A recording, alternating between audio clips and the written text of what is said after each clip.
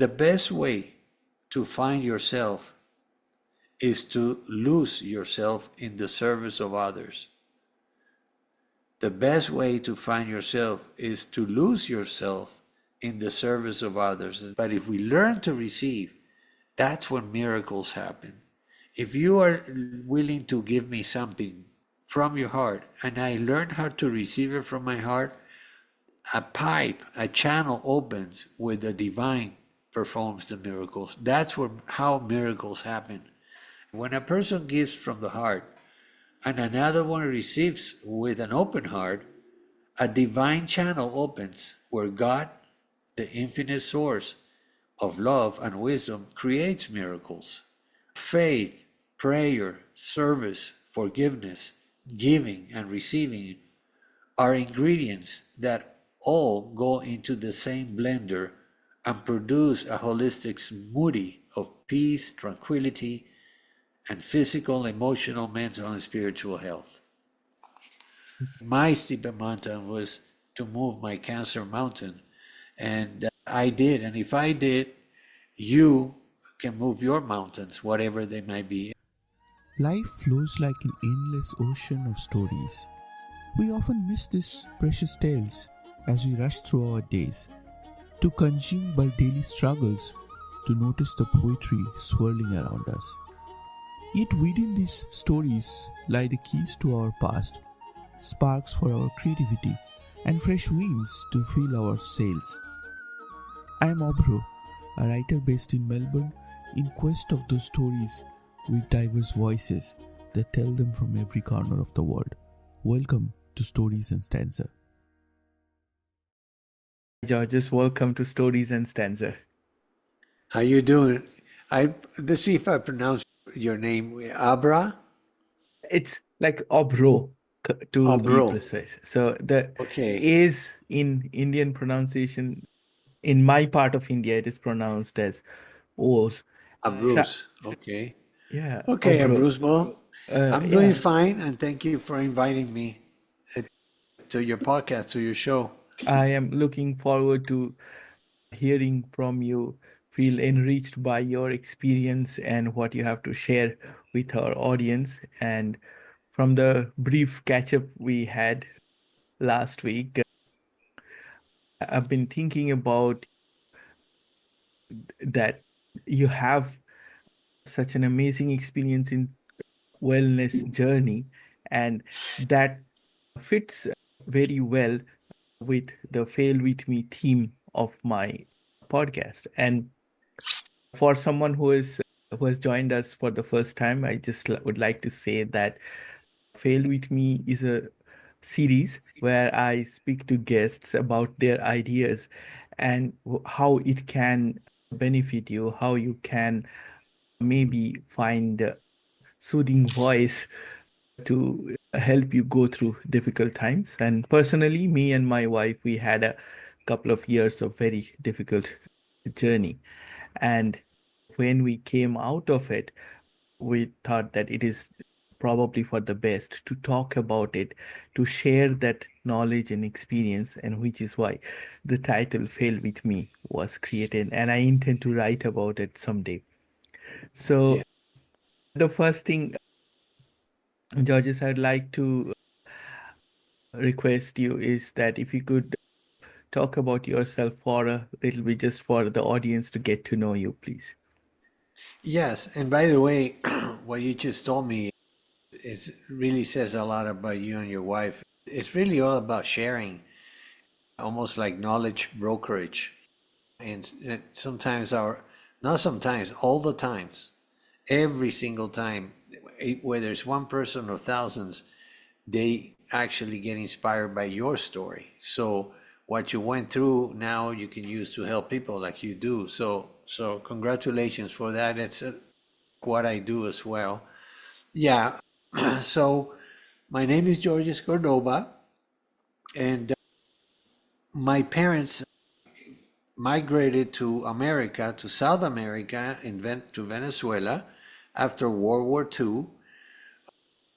Half of my family migrated from Greece and the other half of my family migrated from Spain, and the two families met in Venezuela. So when you talk about birth is a miracle, I see myself as a double miracle. Two different families from different countries meeting in a third country, and getting married, and it became kind of like a trend. All my Greek side of the family, uncles and aunts, married a Spaniard, and so for a long time, Spain the king and queen were Sophia was from Spain, was Greek, even though she was born in Germany.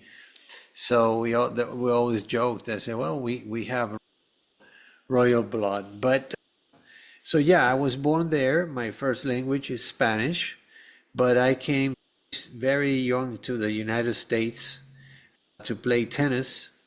I played tennis and I tried professionally. That didn't work, and but I did get my degree in computer science for free for playing for the tennis team here in the United States at the state where I live now, New Mexico State University, and I got my degree for free. And so for the better part of my life, I got married. I progressed in my technology career to the point that I became chief technology officer 25 years later. And then during that period, 3 weeks after my mother passed of cancer, I was diagnosed with the disease, but at that point was already stage 3. It was malignant melanoma, and it was in the top of my skull. It was ulcerated, so they feared that the disease had already gone to my lymphatic system. And so the story changed completely. We were blessed with 5 little kids, 4 boys and 1 girl. The baby was Claudia, which now turned 30, so they're not babies anymore. My wife and I are grandparents of 4 kids, and I'm blessed to be able to see it after my experience. I fought my disease for 10 years, and I had 10 surgeries, including, of those 10, including 4 surgeries, craniotomies, 4 brain surgeries. And then I had, some people say that those surgery, I see them as procedures, but I had 2 gamma knife procedures to help get rid of the other 6, the other 4. And 2 of them, the gamma knife, were able to actually work very good, but there were 2 that were not operable and did not really do anything from the gamma knife. So they grew a little bit, slowly but surely, my back lobe, they were not operable. But on year 8, and I wrote a book. I know that a lot of the stuff in what you do is with stories. So I have my story completely described on a best-selling book. It became bestseller the first day that I launched it. I used a publisher to help me, and then 4 months later, I launched it in Spanish, and it also became a bestseller. It is titled my Beating the Odds, my journey through holistic health to overcome advanced cancer. And I have to say, Abhra, that when I saw my Greek side of the family's landscape, I felt like I was doomed, because I lost many people for cancer. None of them survived, including my mother 3 weeks before I was diagnosed. But I remember being 4 years old and losing my great grandfather, then his brother, then my grandmother's sister, and a year or 2 later, and by then I was 10 or 12, another of my grandmother's sister, all Greek. Then when I was 20, my godfather, we were Christian Catholics. So my godfather, who also migrated, his family migrated from Greece. He was my mother's cousin, also passed from cancer. Then my uncle, my mother's brother, and then my mother. So I always feared the disease, and I always saw it as something that would come and take our lives because nobody survived. So when I was diagnosed, I couldn't even mourn my mother. I was shocked, like nobody wants to hear the diagnosis of cancer, but I wasn't surprised because I think I attracted. I feared it so much through my life that I attracted it. And I share this in detail in my book. But it came to a point that when I went through all the emotional roller coaster and denial, I was angry. It not can happen. I have to get another biopsy. So you go through a period of it's really an emotion. It's really an emotional roller coaster. One day you're mad. Why me? The other day, no, this was a mistake, and all the stuff goes through your mind. And then on top of that, I have 5 young children. I was blessed. My wife and I were blessed with 5 young kids. The oldest was 13. The second one was 11. The twins were 10 and apart, 16 months apart. And then Claudia, she was 7 at the time, the only girl, or now they're all adults. And so that added more anxiety and stress, wondering what was going to happen to them if I was to leave this planet. And at a very young age, I was 42. And I fought the disease, like I said, for 10 years. And I had those 10 surgeries. But on year 8, after my second craniotomy, it was from ear to ear, 10-hour surgery. They finally said that they found a drug, a chemo that would penetrate the brain, because the brain is very careful about what it accepts to go in there. But they finally found a way to do it, and they gave me, it was oral chemo, it was on capsules. By the way, it was $1,000 each capsule, and I was already on almost year 8. So the financial tsunami that we had for 7 years here in the United States, healthcare is very expensive. It's very expensive to get sick. And the irony of that is that we're probably one of the unhealthiest countries in the world. Our lifestyle, the food that we eat, almost 50% of our nation has 1 or 2 chronic disease today. I did a talk in Toronto, Ontario in September. They asked me to do a state of health of Canada and the US. Canada is slightly similar, but they have a much smaller population and it's not as extreme as here.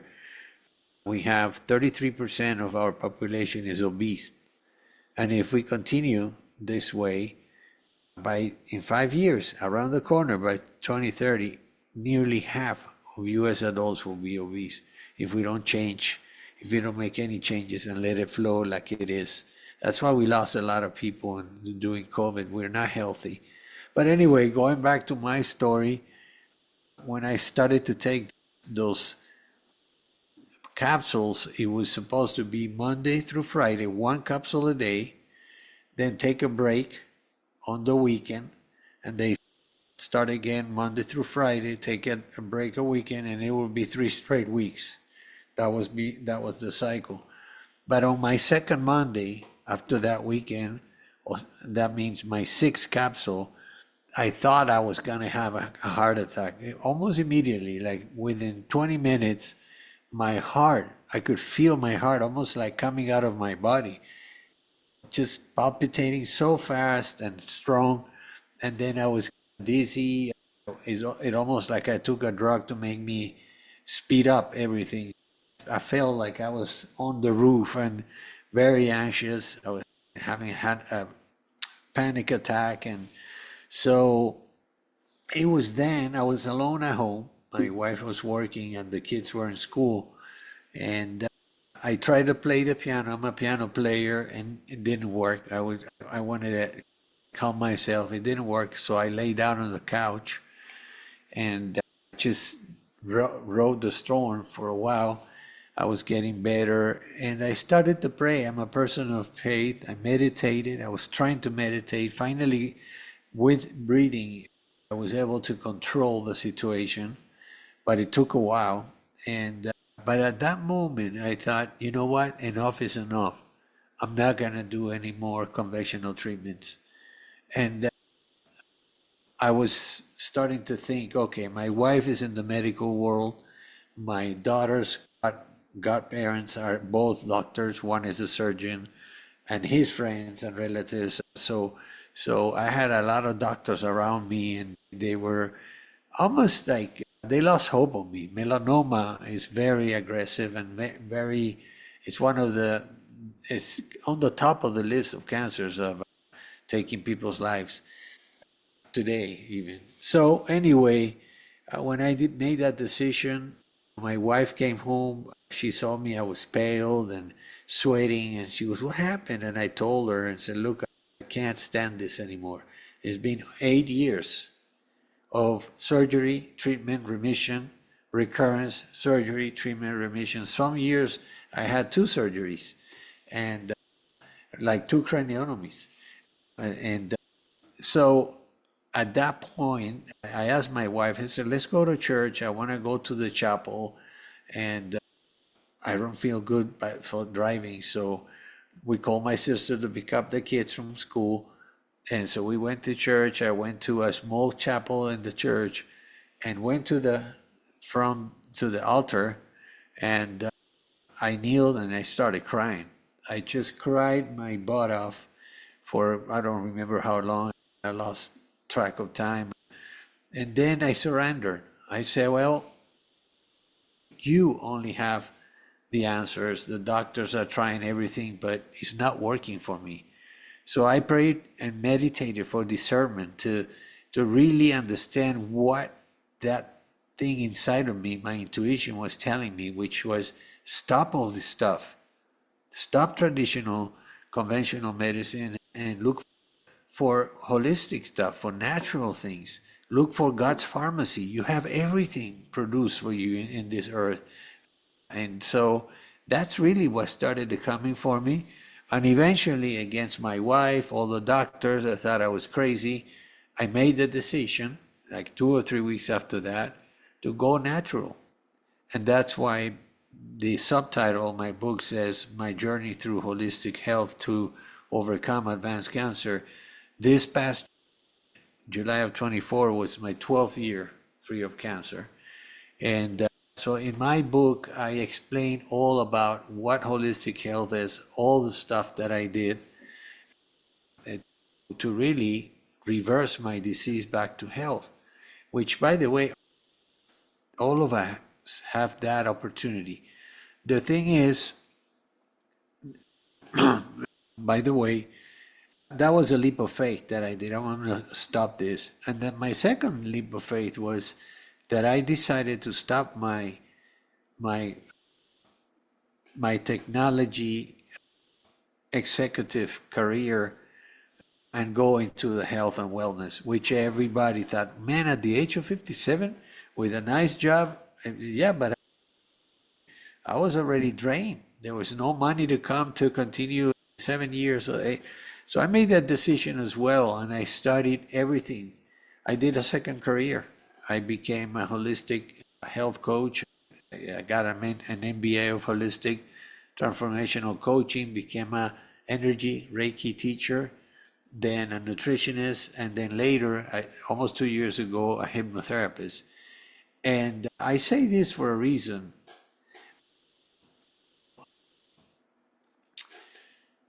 The mind there's 13 rules of the mind, and I like to share this with you with a giveaway link and your audience.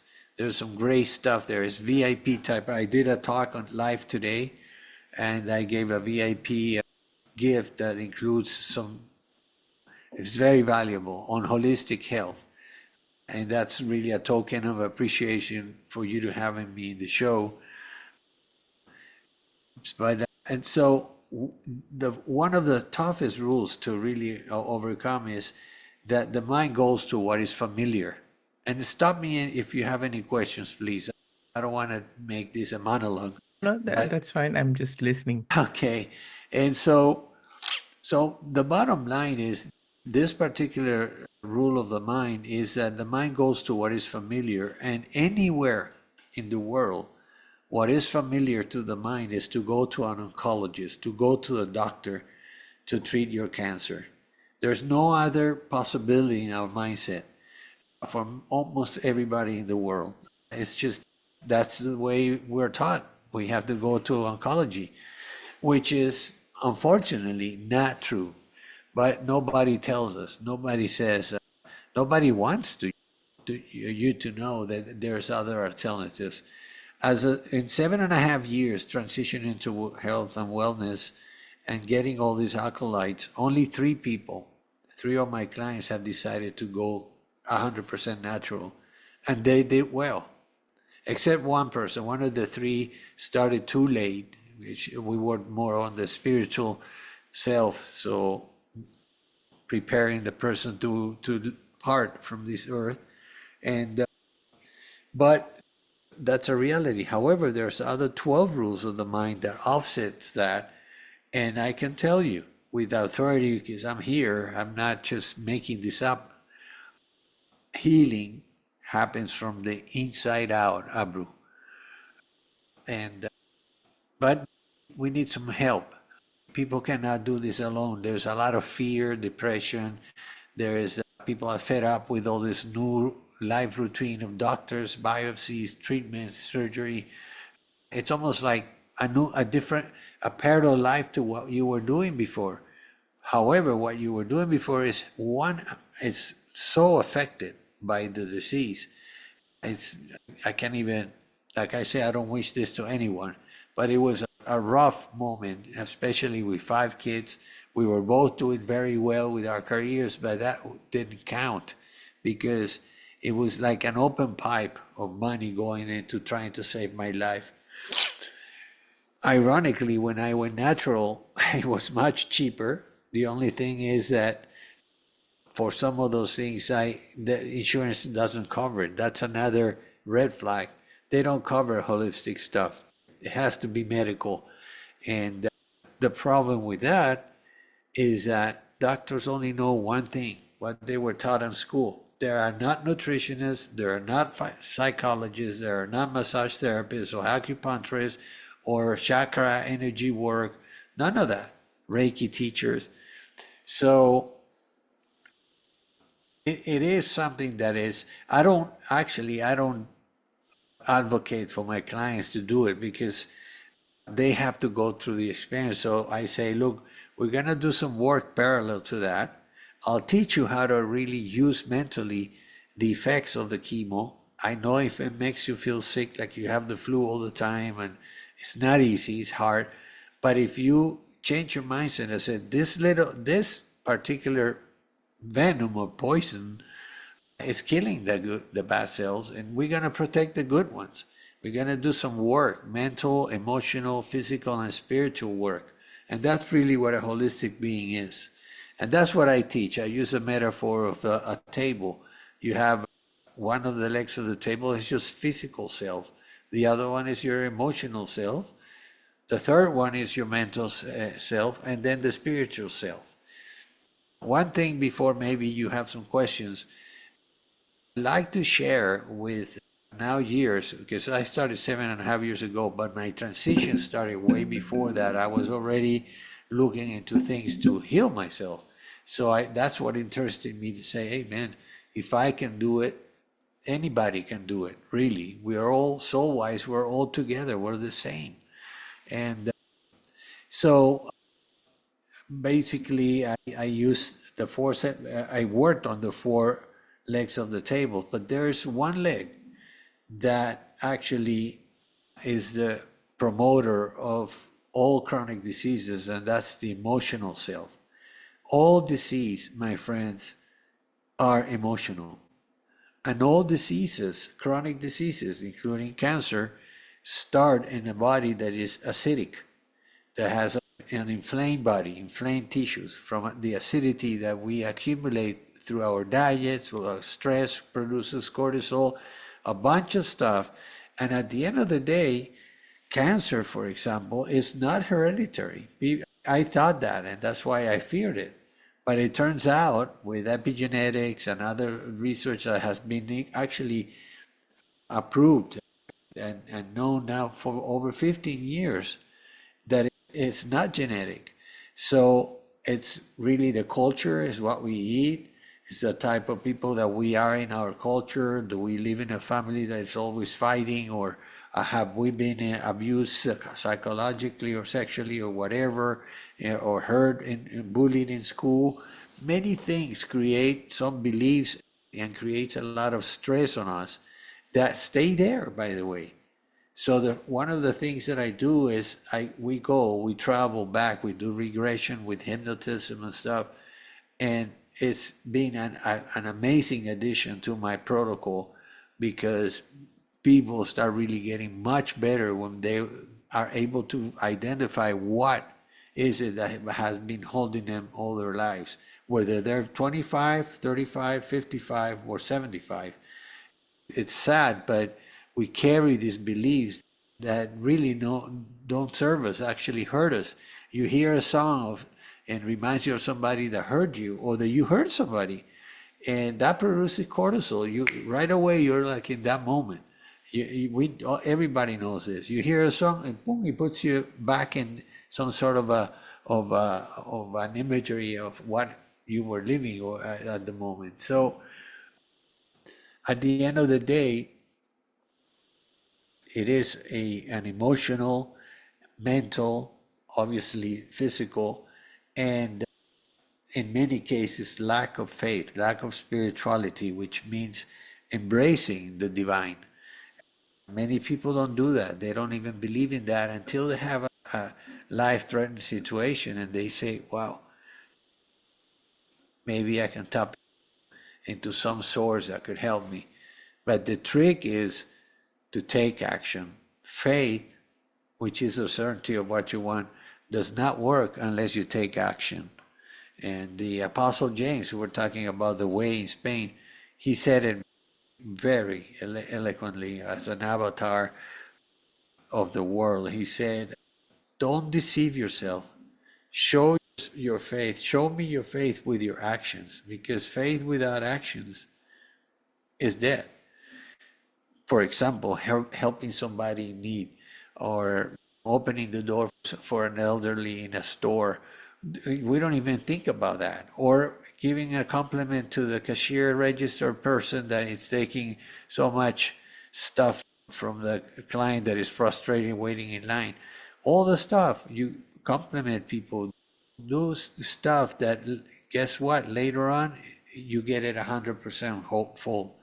So I said enough. I think people might see my story. The book says it all. I never promoted it.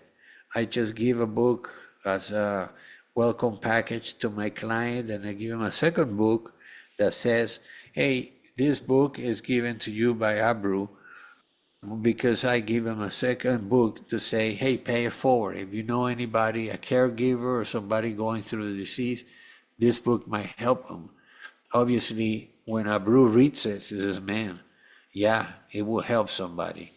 And the person that doesn't have it has a lot of wisdom there to avoid getting sick.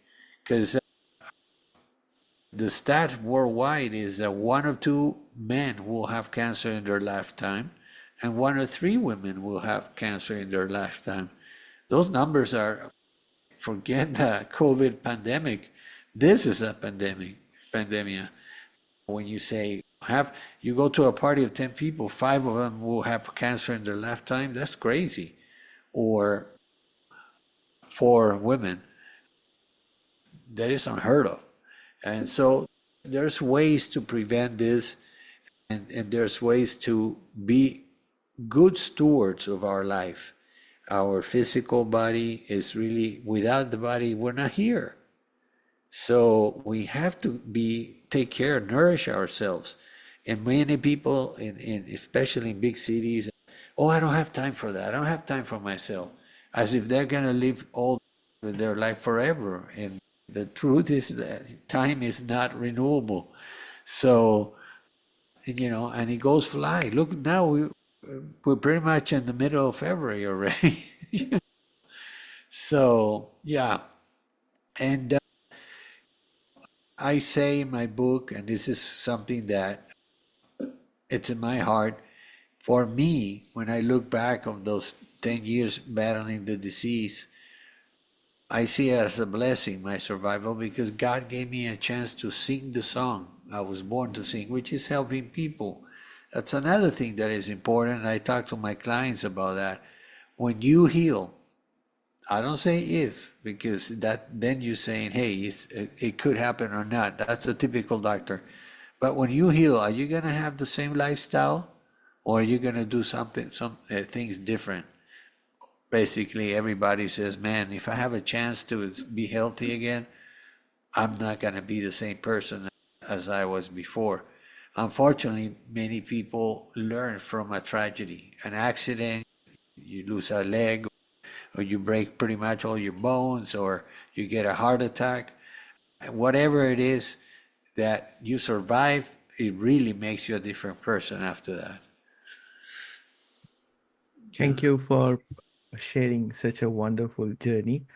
And I didn't interrupt you because I was with you in this flow and I was following the journey. And you actually answered some of the things which I had in mind for you to explain what is holistic wellness, and you explained that so beautifully.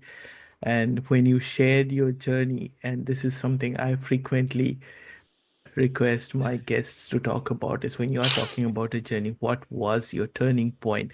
What was that pivotal moment that made you realize that you need a change or you need to do something differently? How did that happen? So I think you explained that beautifully. So regarding your books, of course, for the listeners, I'd like to say that we will have the links in the episode description so that they can go through with it. And uh, I always request my guests that if they would like to read something from their book. So, yeah, the same thing goes to you, as in, would you like to read anything from your book? It could be Yeah, anything yes. of your choice. Like it can be the book Okay. blurb, it can be introduction, or it can be any chapter from the book. Well, we're very lucky because I was invited to speak at an event next week in Las Vegas, Nevada, here in Las Vegas, in the U.S. And the theme of the conference is the heartfelt, heartfelt conference, and everything happens in the heart. Okay, there's many stuff here that to share, but I'd like to share a quote for everyone that might be going through cancer or have a relative, a brother, a wife, husband, or a friend or a colleague. And this is a chapter that I have in the book called Fighting the Opponent. I'd like to express that I was a very competitive tennis player. I think we talked about it a little bit. I came to the States to play, and I did my degree here. I played at NCAA Division I, which is the highest level of sports for universities here in the U.S. And based on my performance, many times I lost it, even though I was winning. And one guy, and I will share this real quick, the guy that taught us, many of us, taught us tennis and coached us, came to see a finals of the South American Open. I was not supposed to be in the finals, but I worked myself up. I was on my next to last year in college playing tennis and studying. And he came to see us. And the guy that I was playing was my role model. He was 8 years older than me, an amazing player, Davis Cup and so forth. And but I was beating him, and I had him. And somehow he came back and started playing some games, mind games, and I lost in 5 hours, in 5 sets. But what I want to say is that both of us went to embrace our teacher, a French guy, Savi, and so Freddie, my opponent, left, and he told me, George, you had this game, you lost it here in your mind. And 2 days later, he invited me for lunch. Before I came back to the States, I was in Venezuela, and that tournament happened to be in Venezuela. And he took me to lunch and gave me a book. The book, by the way, and I read an extract here of my book, but the book's title was The Power of Your Subconscious Mind, written in 1910 by Dr. Tom Murphy. And he says, look, you have 2 weeks before you start your college year. I recommend you read it, and because it's going to help you so much with your tennis, but not only with your tennis, but the rest of your life. And that book was basically essential for my healing. And so I wrote a chapter that says A Gift from Life, because this teacher gave me this book as a gift, but it really saved my life in many ways. When you read my book, you'll see why. But this is something that I want to share with you in a chapter I call Fighting the Opponent. For me, as a tennis player, created the mindset that this was my toughest opponent. Cancer was my toughest opponent. So I described how I really fought it, okay? And so, but I start the chapter with this quote: anyone can give up. It is the easiest thing in the world to do. But to hold it together when everyone else would understand if you fell apart, that is true strength. And you find yourself, like sometimes going through cancer, like in an island, that nobody understands what's going on, not even the doctors, because it's your life. And so I found this quote is by Chris Bradford, and it couldn't be a better quote to start this chapter. Now, let me see if I can give you, because there's so many things in here, but here's a chapter, and I'll read a little bit, okay, about service. Some of the stuff that I did was stuff that I did since I was little, because I was born with this, some sort of compassion.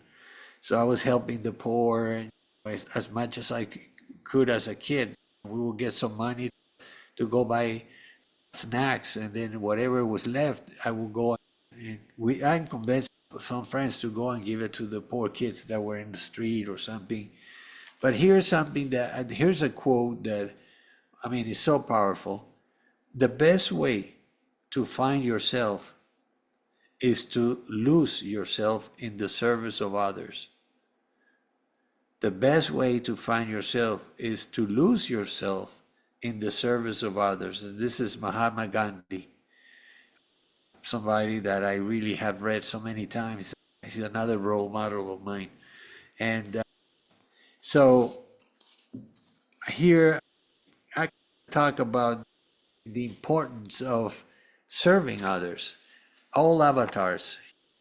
You could go, and I see Gandhi as an avatar, but if you go with Babaji, Krishna, Jesus, Buddha, all the avatars had something in common in terms of their teachings, and it was service and love to others. That's really what it's all about.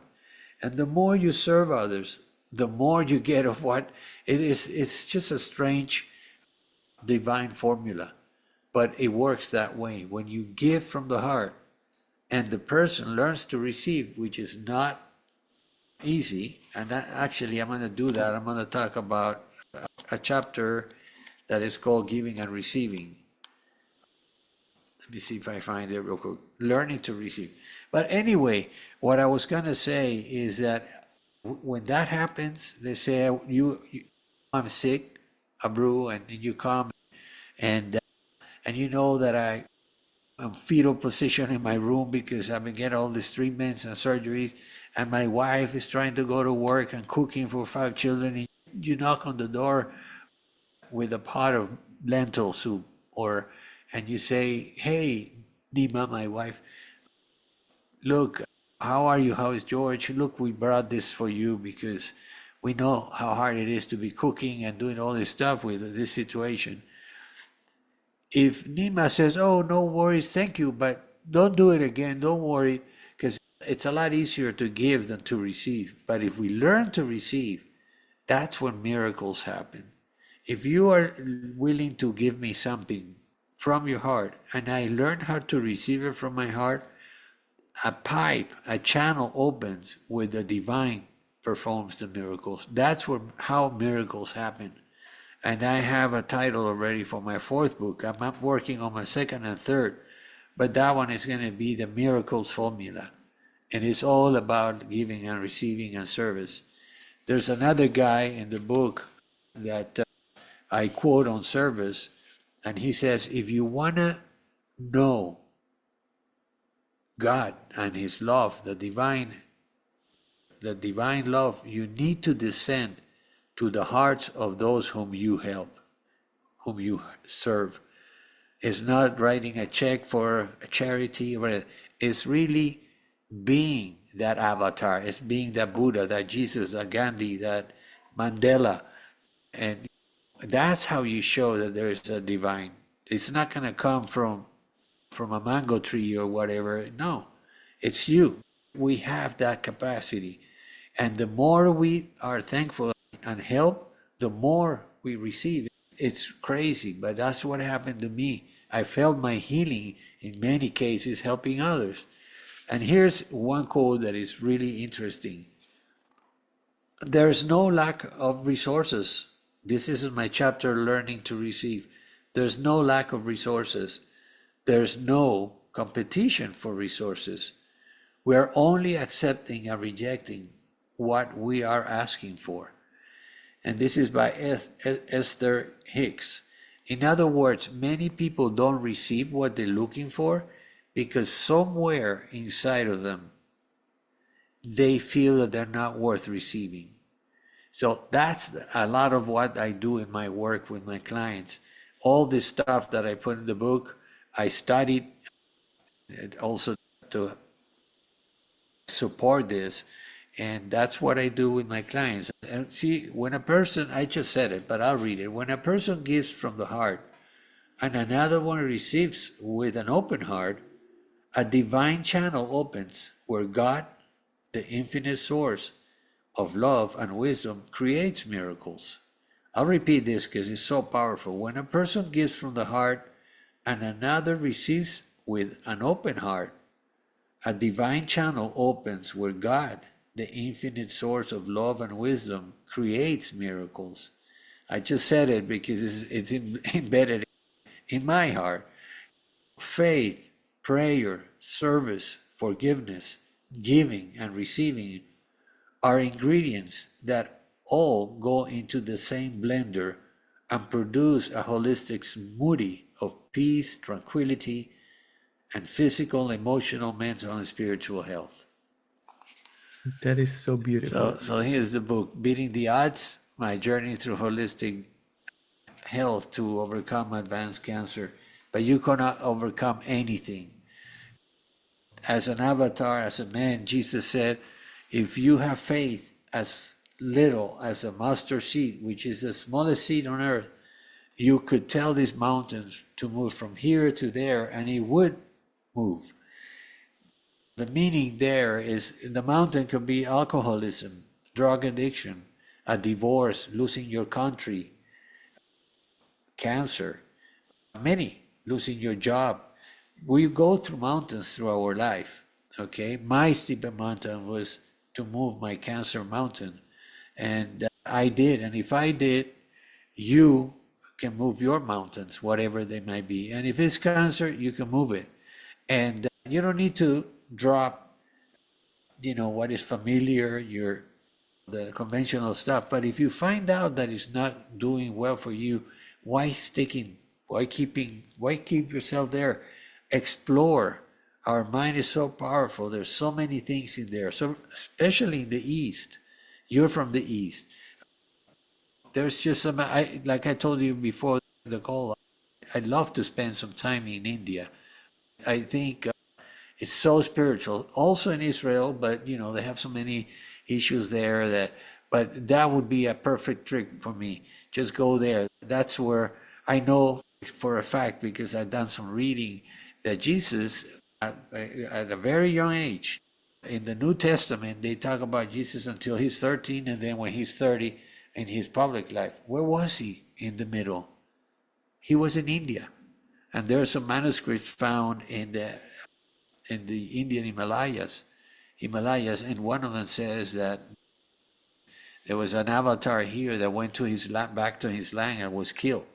And so, but we don't want to get into that. What I want to say is that all the avatars have taught love and service. So in my book, it's very short. You can read it. I have it in audio. You could probably listen to it in 2 hours. You go to work, you get traffic and come back, you probably already heard the book. And it's narrated by my oldest son, who is a doctor and a musician. He has a great voice, but more importantly, he left the experience as my son, one of my sons. So. Thank you for sharing that. And I can definitely talk a lot about how to explore and connect to India, but there's just one clue for you is if you really want, you can explore Indian classical music, and that can tell you something about the connection that you are Yes. referring to. I learned a little bit when I was in high school, and it was very difficult to get a grasp on because it's not written anywhere. It is passed on from generation to generation. Yeah. That is So awesome. it's really beautiful, as in what you are taught is basically speak or communicate in a musical language. So whatever emotions you have, you give that a shape through whatever form of music you are choosing. So be it vocal, be it instrumental. So yeah, that is just a suggestion if you are. Yes, thank you for the tip. And like I say, listen quite a bit, mantras and stuff. And there are some artists that they're from the West, but they've been living in India, basically grew up in India.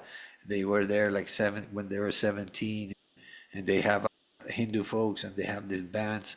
But I'm going to really look into it. It is said, and the Greek philosophers said it, all of them, from Plato and anyone, they're saying that those who really embrace music, and if they can even play it, they're the ones that are closest to God. And music, as you you just said it in different words, music is actually the universal language of the soul.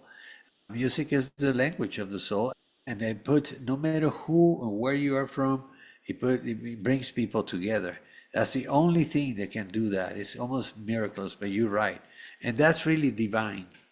Who created these instruments? How this whole thing started is fascinating. And so, yeah, I'm going to take you out. Thank you for that. And this weekend, before I go to Las Vegas, I'm going to listen to some of that music. I've been playing some because I love to play piano. I wrote some songs and I play classical. I haven't really even thought about playing some of the, let's say, Indian beats, but it's beautiful. When I hear it, that and also the Gypsy Arab music is also very spiritual. but Indian. I don't know. And like I say, I don't know if I don't really give it a thought about reincarnation, but somehow I'm so attracted to India. And I have to share that with you. I just signed a new client from India, Priyanka, and she's only 30 years old. She's going through cancer and everything that when I sign a new person, I relate so much. And they love that because they say, oh man, and they see me as a piece of hope.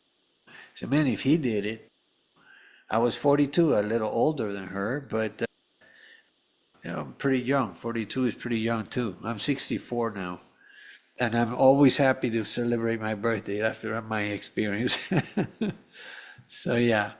And this is not exactly related to the podcast, but since we are talking about music, there's something you will find very unique in Indian music because my daughter plays piano, and I tell her this very frequently that in Western music, music is dependent on the notes. So you hit the notes one after another. So it is a sequence. But in Indian classical music, you roll from one note to other. So if there are two notes, so there is a frequency 10, and let's say there is a frequency of 20. You are not going 10, 20, 10, 20. You are going 10, 11, 12 to 20. So you are basically touching everything that is in between. And that Oh, creates beautiful. such a very continuous, very soothing, and a very heartfelt Nice. experience. Not a lot of people know that. That's why I thought I might bring this up. Yes. Thank you. Thank you for that. You see, this opportunities to share, it's always a two-way street, and that's really what it's all about. I One of my mottos is to learn something new every day, and it's uh, it's nearly it's almost 6 o'clock here, but I got my new thing that I learned today, and guess what? I'm not gonna wait till the weekend. I'm gonna tell my wife now to take a break and go to YouTube and find if you have any artists, send me an email, Yeah. Do you use please. Apple Music? Yeah. You do? Well, no, I use Spotify, but Spotify. I'll check in Spotify. So I can definitely send some recommendation from Apple Music, or maybe you can look that up in Spotify as well. I'm not too sure whether it's there or not, but I'll definitely send you some thank you. recommendation. And it Thank you kind so of much. you have to listen to this depending on different time of the day and season as well. So there's a lot to. Yes, no, oh man, thank you so much. I read a guy, if you have a few more minutes, a guy Mhm. that I learned more from Jesus the Christ from him. His name is Paramahansa Yogananda, an Hindu guy that wrote the biography of a yogi. Have you heard of him? Yogananda? Not. No.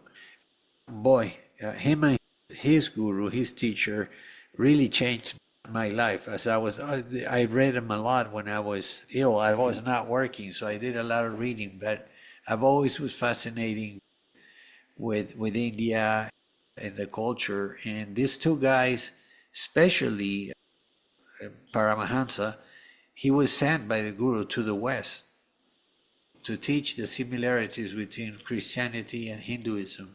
And when he does it and explains he's got, I think, 8 bestsellers. He passed in the late 60s, and he has an amazing shrine in Los Angeles. That's where he was living. I went to visit that because my oldest son lives there. Before the fires, this was 2 years ago, and we went to the place where he was living and teaching, and it's called the Self-Realization Temple or something. And wow, you feel like in a bubble because Los Angeles is very agitated and noisy. But up there, a millionaire donated the land for him and followed him. And It's just amazing. If you have a chance to read him, you will love it because you learn a lot about Jesus through him.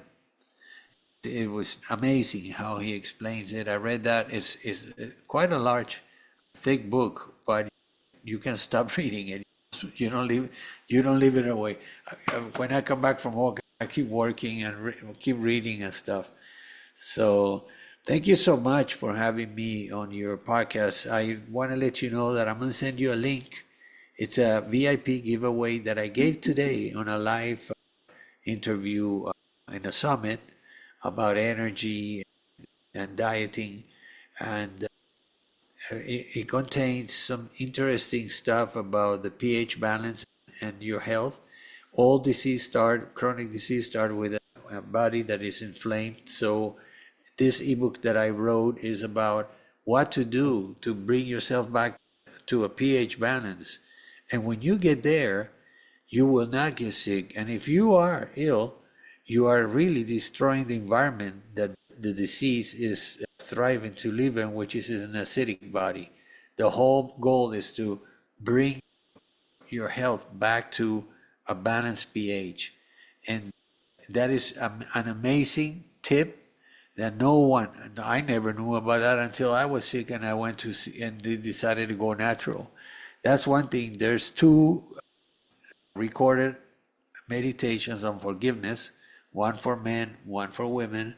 I have the rules of the mind in there that I'm sharing, how to water tips.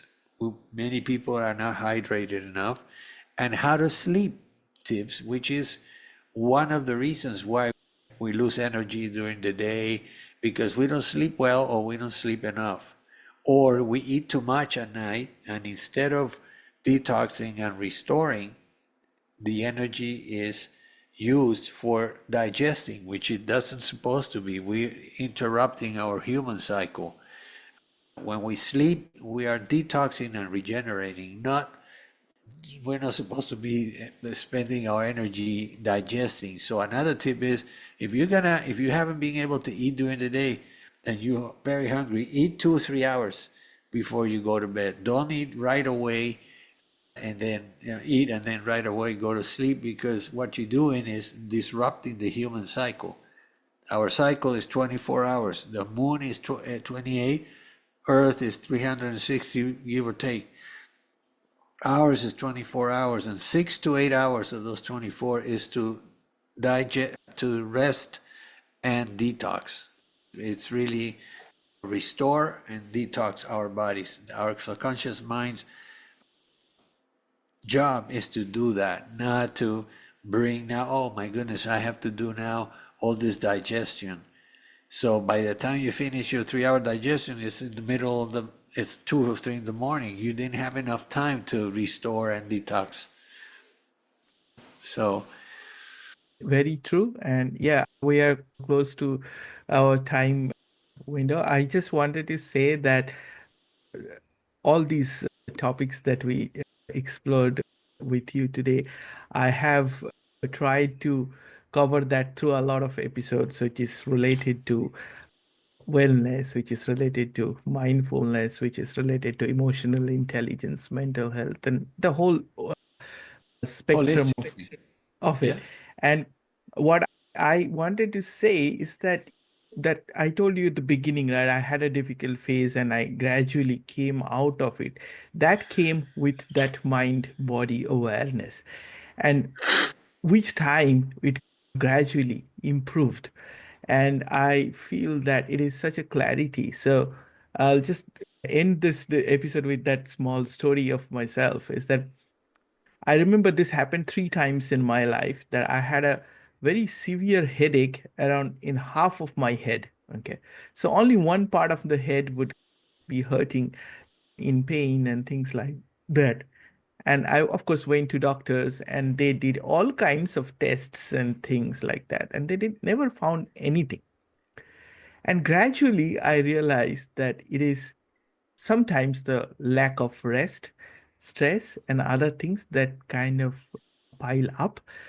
And when I started building this emotional intelligence, accepting mindfulness and all the holistic habits, I realized, okay, so if I am off balance, it is because I haven't rested, or there is something that I haven't taken care of. It's not like I have to rush to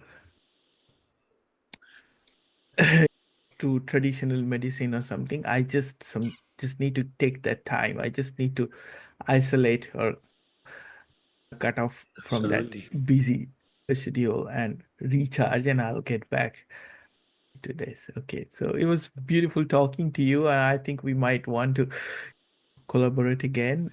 Yes.